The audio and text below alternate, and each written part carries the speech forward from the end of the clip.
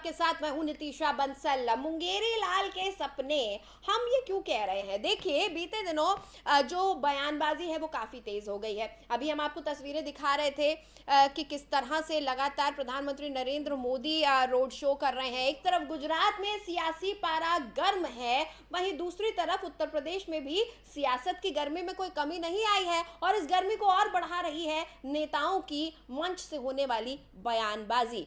दरअसल उत्तर प्रदेश में उपचुनाव होने जा रहे हैं, और ऐसे में रामपुर में मंच से खड़े होकर अखिलेश यादव ने कुछ ऐसा कह दिया जिससे सियासत और तेज हो गई है। और उस बयान का जवाब देते हुए, क्योंकि वो बयान किए गए थे केशव प्रसाद मौर्य और डिप्टी सीएम पाठक को लेकर, इसीलिए अब इसका जवाब देने के लिए डिप्टी सीएम मौर्य ने एक ट्वीट किया है। उस ट्वीट के बाद और इस बयान के बाद कई और जो है समीकरण बिठाए जा रहे हैं, भीतर खाने बातें हो रही हैं, सुगबुगाहट हो रही है।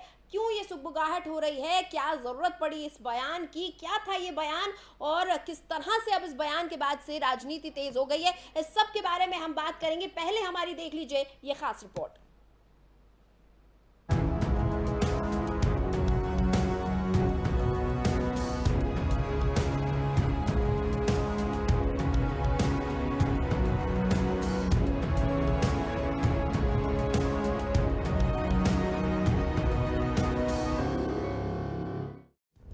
उत्तर प्रदेश की राजनीति में इन दिनों कई रंग देखने को मिल रहे हैं। उपचुनाव को लेकर जहां प्रदेश की राजनीति का पारा चढ़ा हुआ है, वहीं हाल ही में पूर्व मुख्यमंत्री और समाजवादी पार्टी के राष्ट्रीय अध्यक्ष अखिलेश यादव के द्वारा रामपुर में दिए गए भाषण ने भारतीय जनता पार्टी के लिए एक चुनौती खड़ी कर दी है। चुनौती इसलिए क्योंकि अखिलेश के इस बयान को लेकर राजनीतिक गलियारों में तरह तरह की अटकलों का बाजार गर्म है। कुछ राजनीतिक पंडित उनके इस बयान पर ये कहते हुए नजर आ रहे हैं कि अखिलेश एक तीर से दो निशाने साध रहे हैं। वहीं कुछ का कहना है कि अखिलेश ने जानबूझकर ऐसा बयान दिया है ताकि बीजेपी के अंदर भी फूट का बीज बोया जा सके, जिसका आगे चलकर सपा फायदा उठा पाए।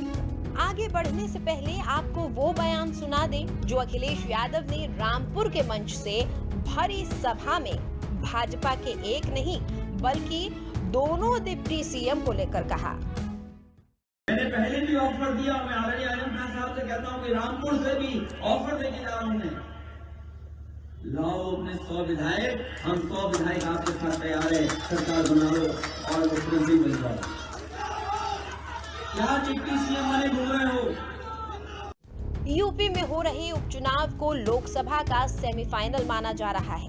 ऐसे में ये दोनों ही दल सपा और बीजेपी पुरजोर कोशिशों में लगे हुए हैं कि किसी भी तरह इन उपचुनाव में जीत का परचम लहराकर वर्तमान स्थिति को साफ किया जाए और लोगों के रुझान से ये आंका जाए कि हवा का रुख किस तरफ है। बात करें अगर बीजेपी की, तो बीजेपी भी रामपुर और मैनपुरी उपचुनाव में सपा के गढ़ में सेंध लगाने की ताक में है, ताकि किसी भी तरह से सपा के ये अभेद्य किले हमारी गिरफ्त में आ जाएं और जनता ये जान जाए कि बीजेपी वो पार्टी है जो सपा को हराकर यूपी की सत्ता को योगी आदित्यनाथ की अगुवाई में मजबूती से चला सकती है। अब सपा मुखिया अखिलेश यादव के इस बयान पर बीजेपी के डिप्टी सीएम केशव प्रसाद मौर्य का ट्वीट सामने आया है, जिसमें उन्होंने सपा सुप्रीमो को लेकर जमकर निशाना साधा है। डिप्टी सीएम लिखते हैं, सपा अध्यक्ष श्री अखिलेश यादव, आप न मुख्यमंत्री बन पाएंगे न बना पाएंगे। बयानों से लगता है बौखलाए खिसियाए ही नहीं, मैनपुरी और रामपुर में पराजय देख मानसिक संतुलन भी खो चुके हैं। गुंडागर्दी, बूथ कब्जा कर नहीं पाओगे। जनता ने सपा की साइकिल को खारिज कर दिया है। इस ट्वीट के माध्यम से सपा मुखिया अखिलेश यादव को डिप्टी सीएम केशव प्रसाद मौर्य घेरते हुए नजर आ रहे हैं। बहरहाल अब देखने वाली बात ये होगी कि समाजवादी पार्टी इस ट्वीट को लेकर क्या प्रतिक्रिया देती है। Special desk, FM news.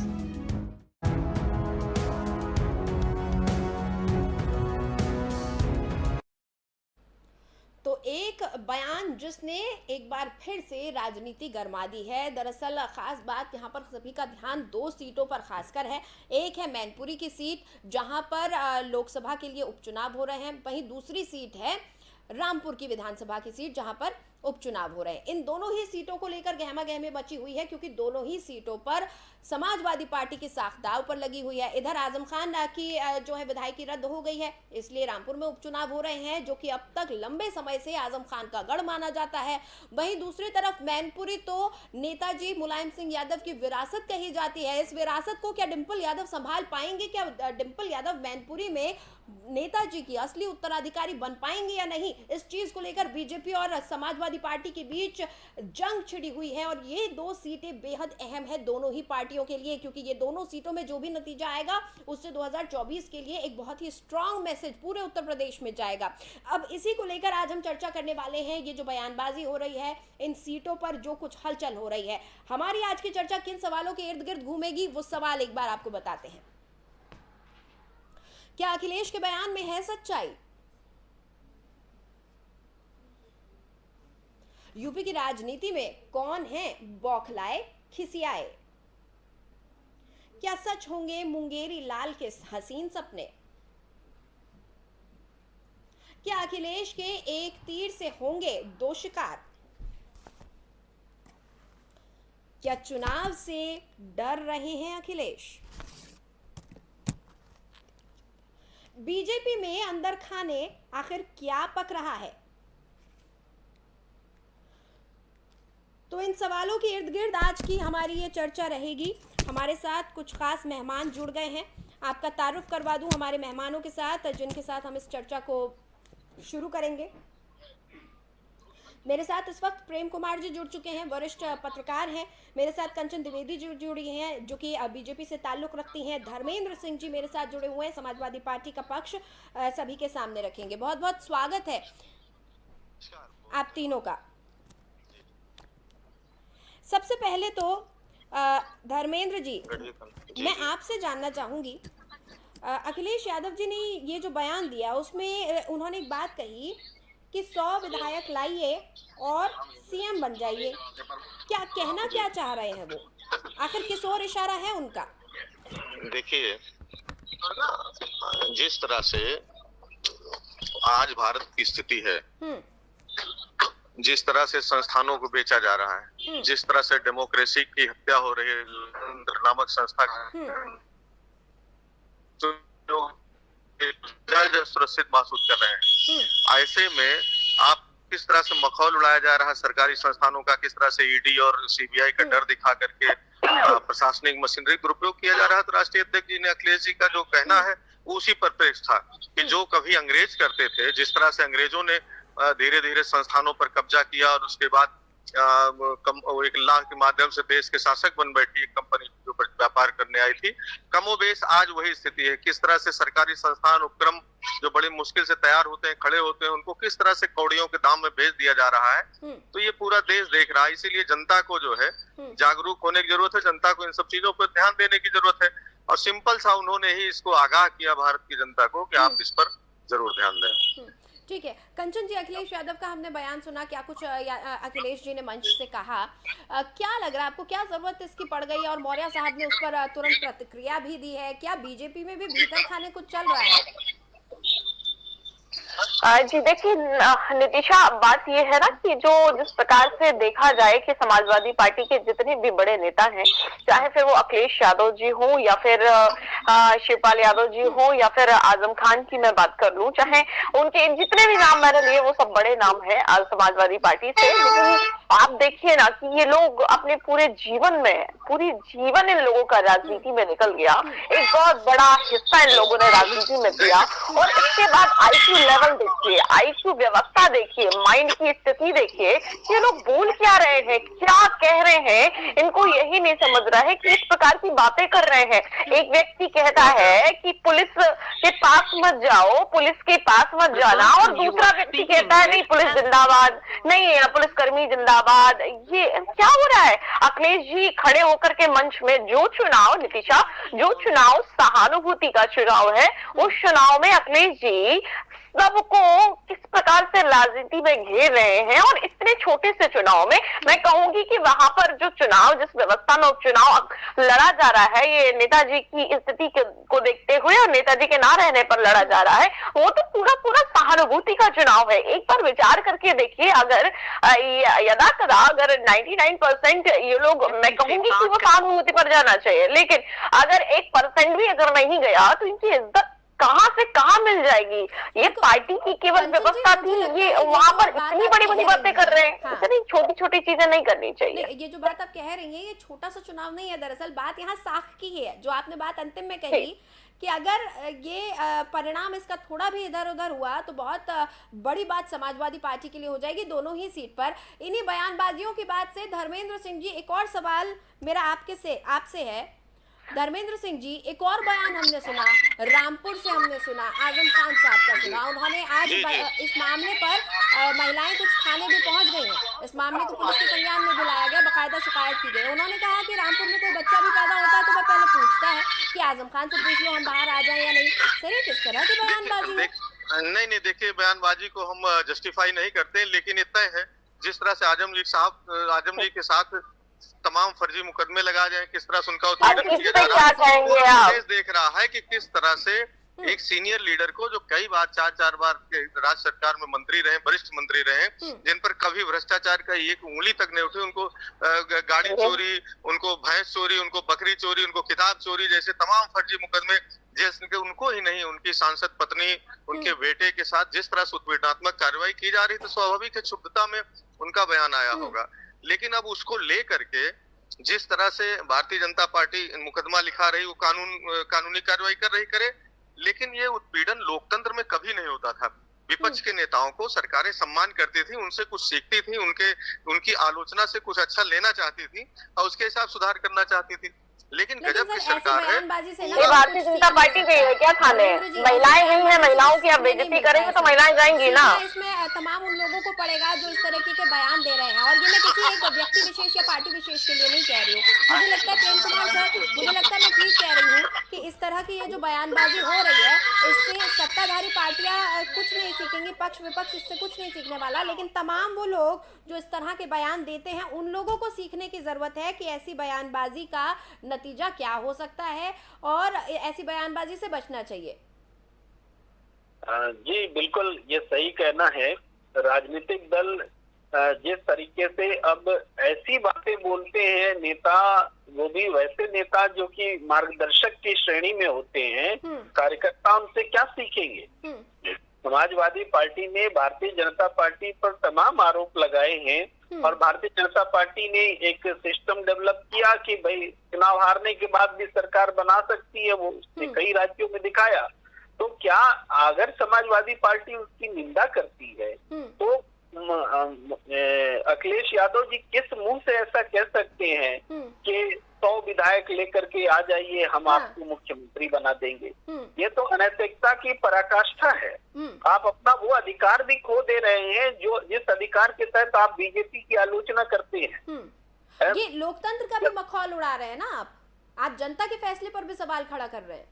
हाँ बिल्कुल, लोकतंत्र का जो मखौल उड़ता है कि पार्टी हार जाए उसके बाद भी जोड़ तोड़ करके सरकार बनाए, वो भी लोकतंत्र का मखौल ही है। तो ये बीजेपी की सबसे बड़ी आलोचना है इस दौर में। तो अगर समाजवादी पार्टी भी उसी लाइन पर चलती है, अपील करती है, तो उसके पास क्या अख्तियार रह जाता है, क्या हक रह जाता है कि वो बीजेपी की आलोचना करे। आप खुल्लम खुल्ला ऐसा कर रहे हैं।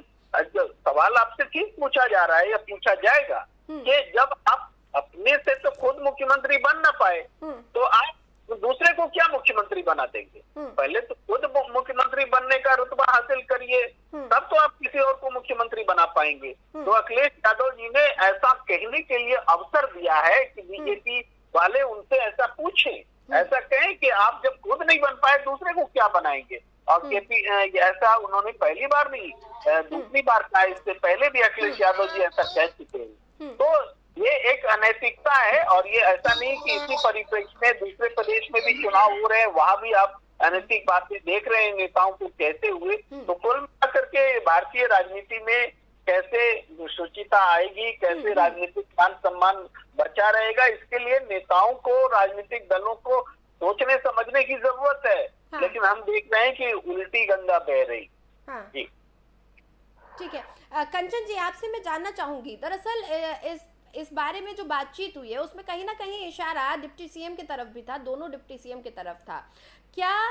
और उसके बाद दरअसल कई बयानबाजियां हो रही हैं, कई ऐसे राजनीतिक एक्सपर्ट्स हैं, कई एक्सपर्ट्स का ये कहना है कि कहीं ना कहीं हो सकता है कुछ सुगबुगाहट है जिसकी वजह से समाजवादी पार्टी की तरफ से इस तरह का बयान आया है। क्या ऐसा कुछ हुआ है?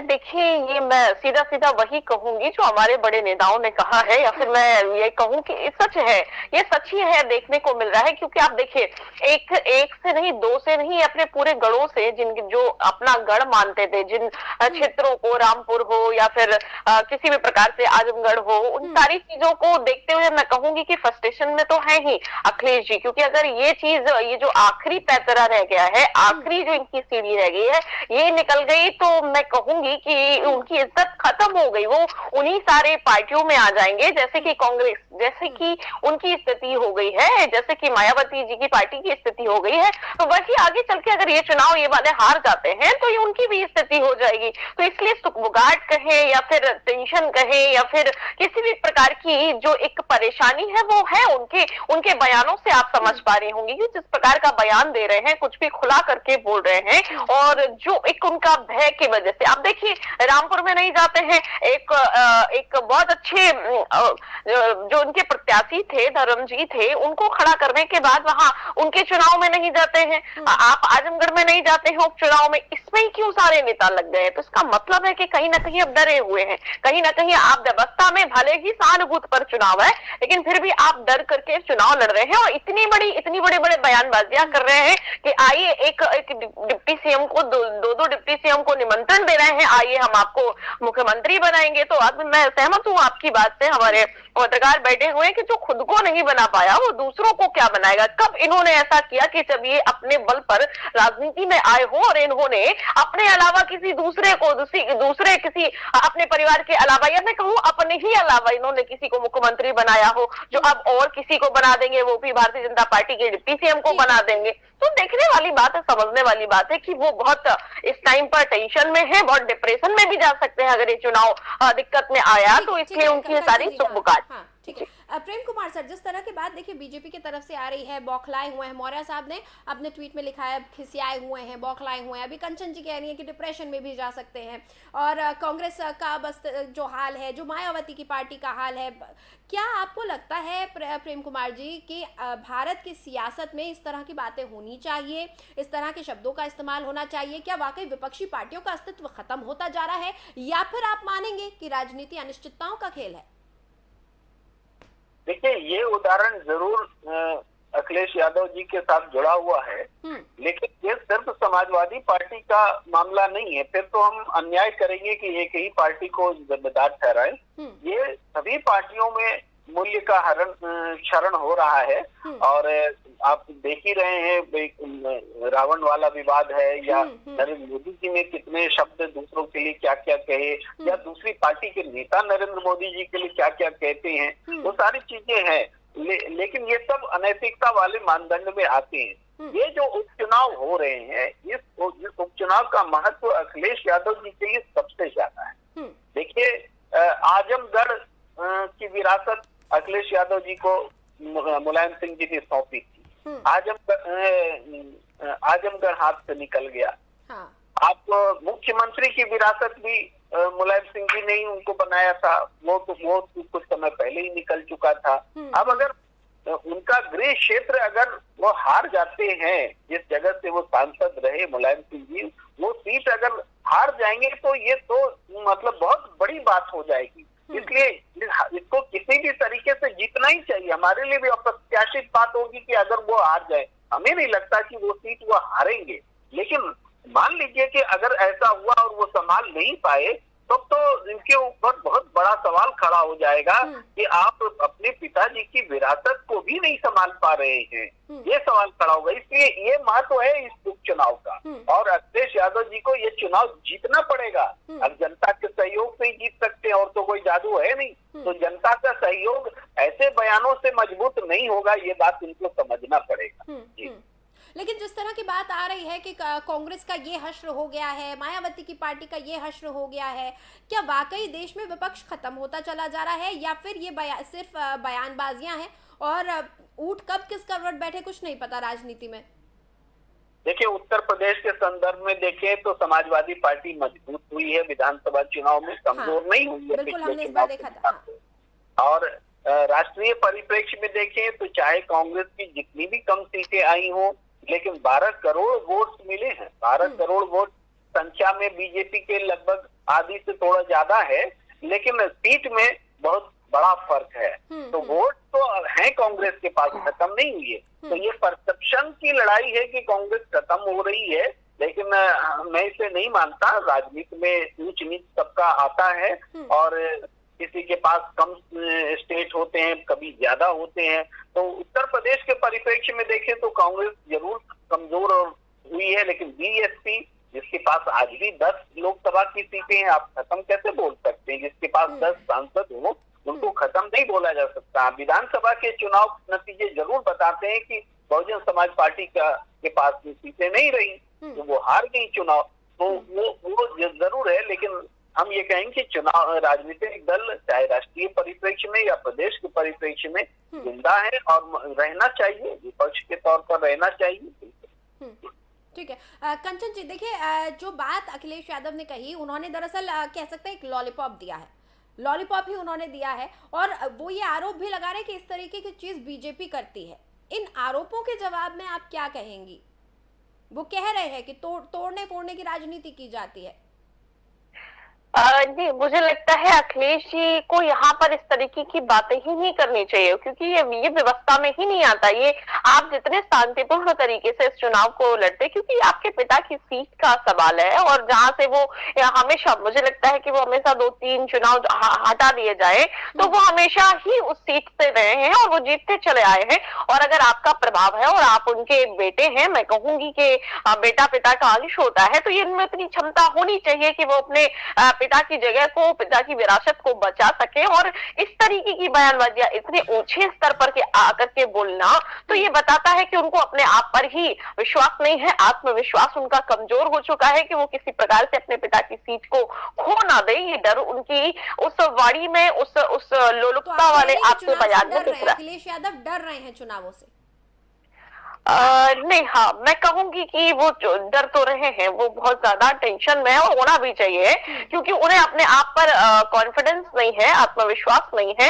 इसलिए क्योंकि जो नेताजी थे, जो उनका व्यक्तित्व था, उनके व्यक्तित्व के आगे अखिलेश जी बहुत फीके पड़ जाते हैं। और कामकाज, या फिर मैं सरकारों की बात करूं, जिस प्रकार से उन्होंने समय निकाला अपने काम में, अपनी शासन व्यवस्था में जो एक गुंडागर्दी तरीके की चीजें की, वो देखने को कहीं ना कहीं उनकी बातों में मिल जाता है। चाहे वो उनके जो साथी हैं, चाहे वो आजम खान हो, चाहे फिर वो चाचा जी हो, किसी प्रकार की कोई भी बात हो। खैर, चाचा जी तो बहुत ऐसे गंदे बयान नहीं देते हैं, लेकिन आजम खान कभी बात नहीं आते। अभी मैंने सुना उनके प्रवक्ता के द्वारा कि वो कह रहे हैं कि वो शरीफ आदमी है। वो आप बात तो देखिए, वो शरीफ कैसे हो सकते हैं? जो संसद में बैठ करके महिलाओं के अंग वस्त्रों की बात कर रहे हो, वो शरीफ कैसे हो सकते हैं? जो जिस प्रकार से अभी आपने देखा कि किसी माँ की बेइज्जती कर रहे हो, कोख की बेइज्जती कर रहे हो, एक औरत की, स्त्री की, वो आदमी कैसे शरीफ हो सकता है? मुझे नहीं लगता। वो एक बहुत ही ओछा आदमी है, और अगर जिससे अपनी स्त्री की, अपने देश की स्त्रियों की इज्जत नहीं कर पाई, वो किसी प्रकार से नेतृत्व करने के लायक नहीं है। ठीक है। प्रेम कुमार सर, आपसे फाइनल कमेंट चाहूंगे मैं। मुंगेरी लाल के हसीन सपने कौन देख रहा है? देखिए, मुंगेरी लाल के हसीन सपने अगर सत्ता के संदर्भ में है तो अभी चुनाव का वक्त नहीं है उत्तर प्रदेश में। नहीं, ये जो बात हो रही है, विधायक लाइए, सीएम बन जाइए, आप कौन सीएम बनना चाहता है, किसके हैं ये? तो इस अर्थ में कि वैकल्पिक सरकार भारतीय जनता पार्टी की दी जा सकती है, तो ये जरूर हसीन सपना इस मायने में है कि आज की जो बीजेपी सरकार उत्तर प्रदेश में है उसके पास प्रचंड बहुमत है और अब तक विपक्ष में ये मादा नहीं दिखा है कहीं पर कि वो बीजेपी की सरकार को, विधायकों को तो या कहीं भी किसी भी स्टेट में तोड़ फोड़ कर सके, ऐसा मादा दिखा नहीं। तो ये जादुई करिश्मा तो हो नहीं जाएगा और ये गलत भी है, सही भी नहीं है कि विपक्ष किसी स्टेट में बीजेपी के विधायकों को तोड़े या ऐसी पहल करे। तो ये पहल भी गलत है, ये प्रपोजल भी गलत है जो अखिलेश यादव जी ने दिया है, ये अलोकतांत्रिक है और इस तरह की प्रवृत्ति खत्म होनी चाहिए सियासत में। तो ये मुंगेरी लाल के हसीन सपने नहीं है, ये तो बहुत हसीन शब्द भी मुझे जच नहीं रहा है, चूंकि ये कहावत है तो आप हसीन सपने बोल रहे हैं, लेकिन ये हसीन नहीं है, बहुत काला सपना है। ऐसा गंदा सपना देखने की जरूरत नहीं है। आप जनता का समर्थन लीजिए। प्रेम सर, हकीकत यही है कि आज की हमारी राजनीति में ऐसे ही गंदे सपने देखे जाते हैं और गंदी राजनीति की जाती है, जिसको लेकर हम बार बार सवाल उठाते हैं। बहरहाल समय हमारे पास खत्म हो चुका है। बहुत बहुत शुक्रिया कंचन द्विवेदी जी हमारे साथ जुड़ने के लिए। धर्मेंद्र सिंह जी आपका बहुत बहुत धन्यवाद और प्रेम कुमार सर आप हमारे साथ जुड़े, बहुत बहुत शुक्रिया।